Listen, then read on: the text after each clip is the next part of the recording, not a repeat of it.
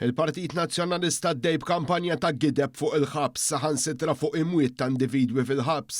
Il-Gazzetta kulħadd irrapportat kif f'artiklu fuq Gazzetta id-Deputat Nazzjonalista Albert Buttigieg qalli taħt il-Ministru Byron Camilleri seħħew 14 il-każ ta' suwiċidju. Iżda waqt li kien fuq il-podcast ta' Ricky Caruana il-Ministru Camilleri qalli fl-aħħar 5 snin kien hemm biss 5 każijiet ta' suwiċidju. Il-Ministru għall-Intern kien ċaru fisser il-ħidma kbira li qed issir biex dawn l-istanzi kemm jista' jkun ikomplu jew jiġu evitati għax wara kull bniedem hemm familja.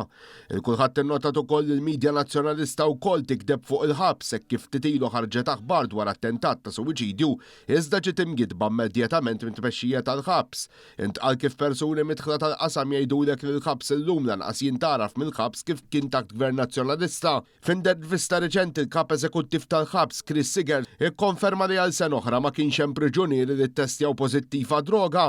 B'din iċ-ċirkostanza żgur ma kienitx isseħħ taħt Gvern Nazzjonalista hekk kif dak iż-żmien id-droga fil-ħabs kienet l-ordni tal-ġurnata.